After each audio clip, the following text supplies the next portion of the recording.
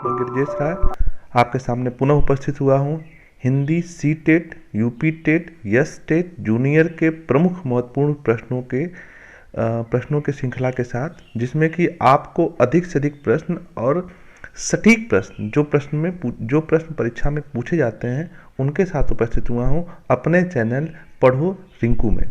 धन्यवाद। शुरू करते हैं आज के प्रश्नोत्तरों की सीरीज। देखिए, पहला प्रश्न आपके सामने है, सघोष वर्ण कौन सा है? अघोष और सघोष सबसे इंपॉर्टेंट होता है, कल हम लोगों ने पढ़ा था, देख लीजिएगा फिर से। वर्णों से स अघोष वर्ण है, ये तो आप समझिएगा। पहले क्यों सघोष है ये देखिएगा। सघोष माने नाद की दृष्टि से जिन व्यंजन वर्णों के उच्चारण में स्वर तंत्रियां झनकृत नहीं होती वो अघोष होता है, जिनमें होती हैं वह सघोष होता है। स्वर तंत्रियां, ये देख लीजिएगा, स्वर तंत्रियां जिसमें गुंजित हों, झनकृत हों, उसे बोलते हैं हम लोग सघोष।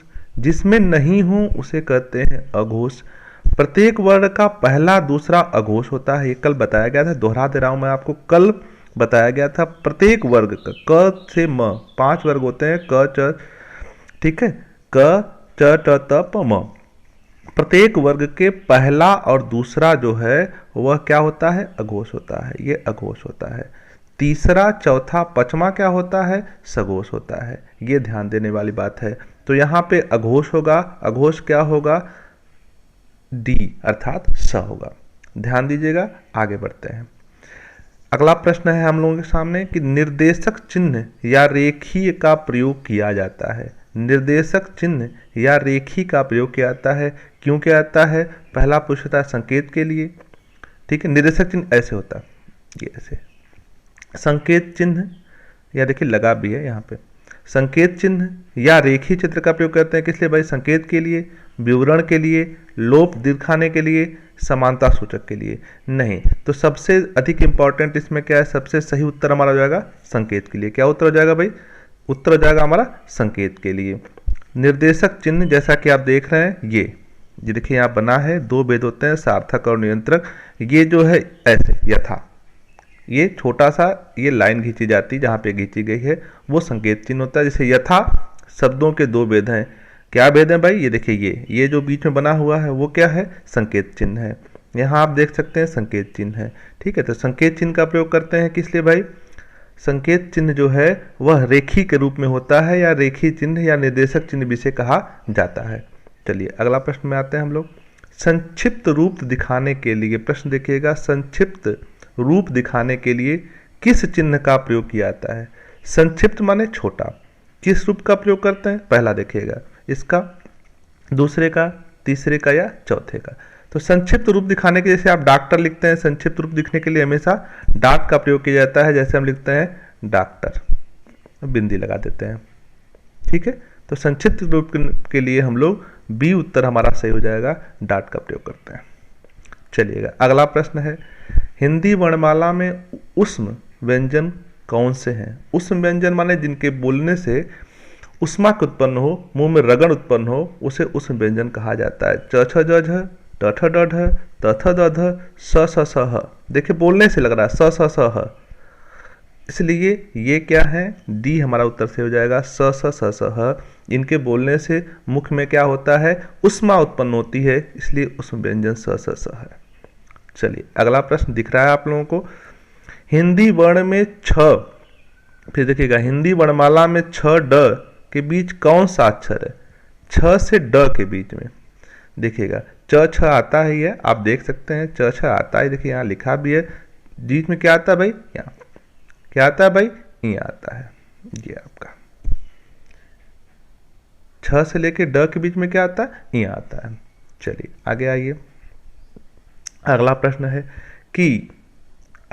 है कि हिंदी वर्णमाला में अंतस्थ व्यंजन कौन सा है? अंतस्थ व्यंजन अर्थात वह व्यंजन जो मुंह में ही रह जाए, जिसमें आवाज, हवा जो है कहाँ रह जाए? मुंह में ही रह जाए, उसे अंतस्थ व्यंजन कहा जाता है। क्या भाई? स स स स नहीं, उसमें है ये यर लव, हाँ ये हो जाएगा यर लव। यर लव जो है उस व्यंजन है, सॉरी अंतस्थ व्यंजन है। यर लव अंतस्थ व्यंजन है।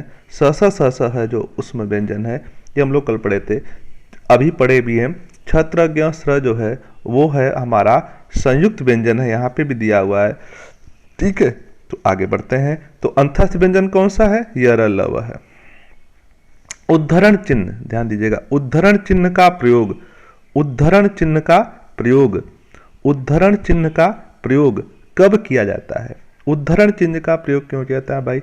ये देख लीजिएगा, कब किया जाता है, क्यों किया जाता है, दोनों चीजों को देख लीजिएगा। पहला पूछ रहा है कि जब किसी का कथन ज्यों का त्यों लिखना हो। ठीक है, बिल्कुल सही है। उद्धरण का प्रयोग करते हैं जब किसी भी कथन को ज्यों का त्यों लिखा जाता है। जैसे आपने लिखा कि डॉक्टर साहब ने कहा तो उद्धरण चिन्ह यहां लगा देते हैं और उद्धरण चिन्ह ऐसे लगा देते हैं। ठीक है, जब किसी ने जो चीज कहा तो ज्यों का त्यों लिखने के लिए हम उद्धरण चिन्ह का प्रयोग करते हैं। बहुत बढ़िया, आगे बढ़ते हैं हम लोग। अगला प्रश्न है हमारा, आहा कितना सुंदर पुष्प है, रिक्त स्थान में कौन सा चिन्ह होगा? आहा, ध्यान दीजिएगा, पूछ रहा है भाई, ये आपने अभी पढ़ा था, थोड़ी देर पहले ऊपर ही पढ़ा था। ठीक है, ये कामा, विस्मयादिबोधक या विराम। ठीक है, तो ये क्या करेंगे हम लोग? विस्मयादिबोधक चित्र का प्रयोग करेंगे, विस्मयादिबोधक चिन्ह का प्रयोग करेंगे। ठीक है, ये हो जाएगा हमारा आहा कितना सुंदर पुष्प है। चलिए आगे बढ़ते हैं। हिंदी वर्णमाला में व्यंजनों की संख्या है, ये कई बार पूछा गया प्रश्न है। हिंदी वर्णमाला में व्यंजनों की संख्या है कितनी है भाई? ये कितना है?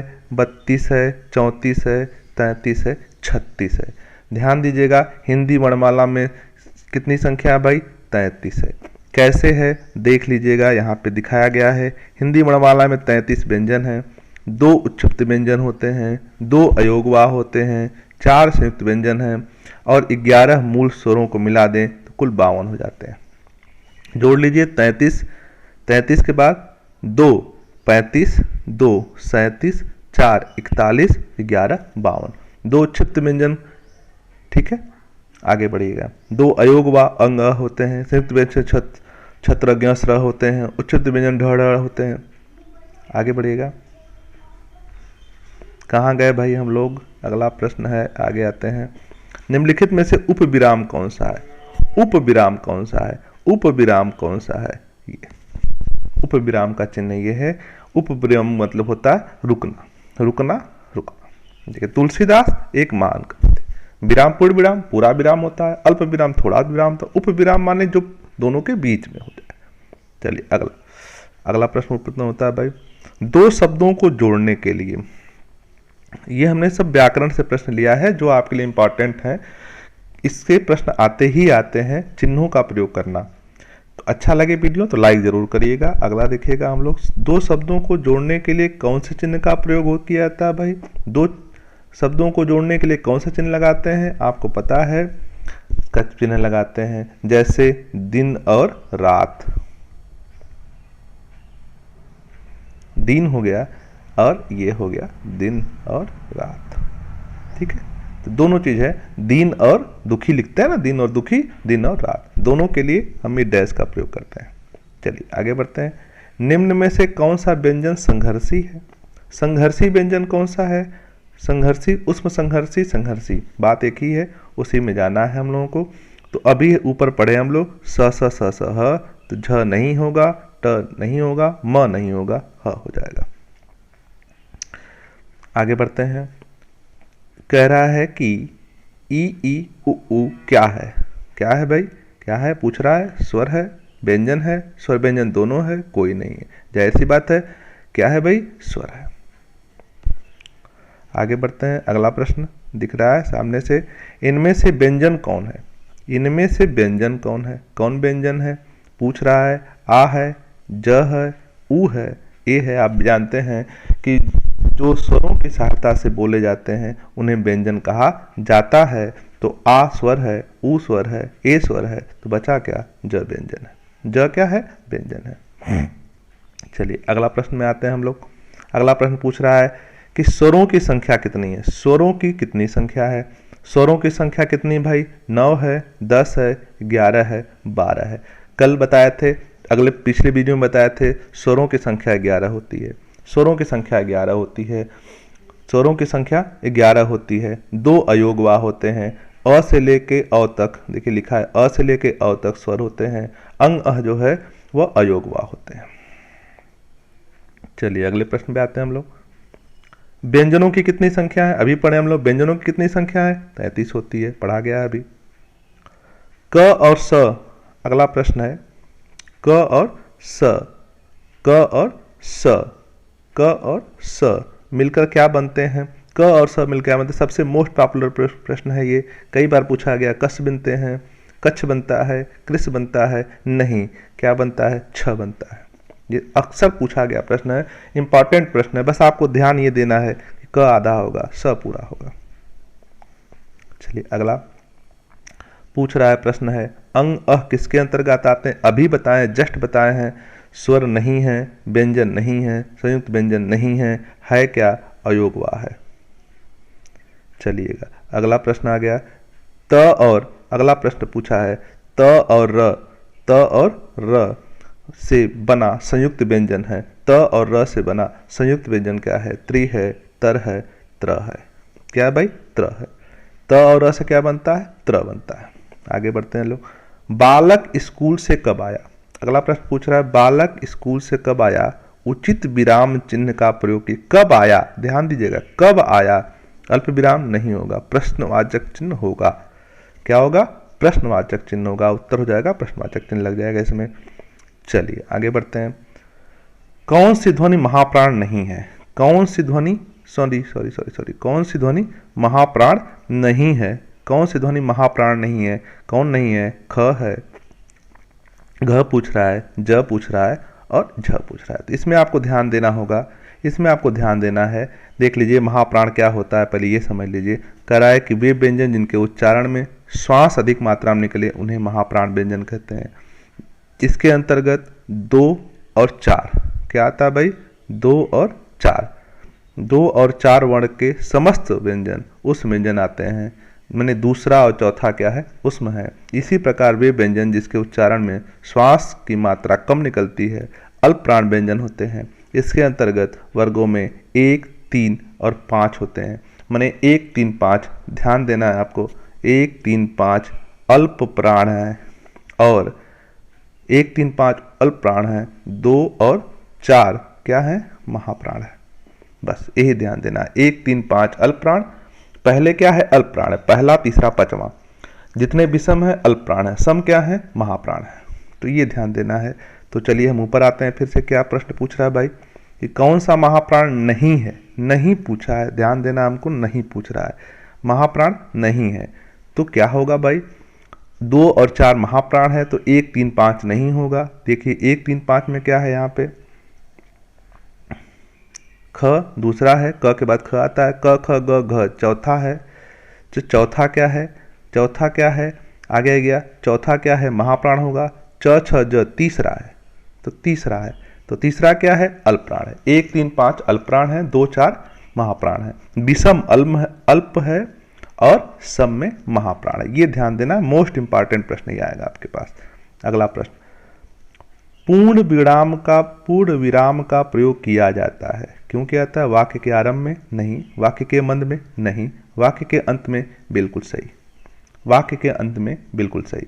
पूर्ण विराम कहाँ प्रयोग करते हैं, वाक्य के अंत में। हिंदी व्याकरण में सर्वाधिक, अगला प्रश्न है, हिंदी व्याकरण में सर्वाधिक रूप से प्रयोग होने वाला विराम चिन्ह कौन सा है, आपको पता होना चाहिए। सबसे अधिक प्रयोग किया जाता है अल्प विराम, सबसे अधिक क्या पढ़ते हैं, अल्प विराम, सबसे अधिक प्रयोग किसका होता है, अल्प विराम का होता है। ठीक है, आगे बढ़ते हैं। सबसे अधिक हिंदी में अल्प विराम का प्रयोग किया जाता है, अल्प विराम का प्रयोग सबसे अधिक होता है हिंदी के व्याकरण में, अल्प विराम का प्रयोग सर्वाधिक किया जाता है, ये नोट कर लीजिए। अगला प्रश्न, निम्न में से कौन सा व्यंजन स्पर्श संघर्षी है, स्पर्श संघर्षी है। स्पर्श संघर्षी क्या है, परिभाषा देख लीजिए पहले। ज स्पर्श संघर्षी है, आधुनिक पारिभाषिक शब्दावली में स्पर्श संघर्षी व्यंजन 5 हैं, च छ ज झ। च वर्ग का सभी, ध्यान देना है, च वर्ग के सभी वर्ण जो हैं स्पर्श संघर्षी में आते हैं, तो यहाँ पे ज उत्तर आपका सही हो जाएगा। च वर्ग के सभी जो हैं स्पर्श संघर्षी में आते हैं, तो उत्तर जो है आपका ज सही जाएगा। ठीक है, बहुत बहुत धन्यवाद।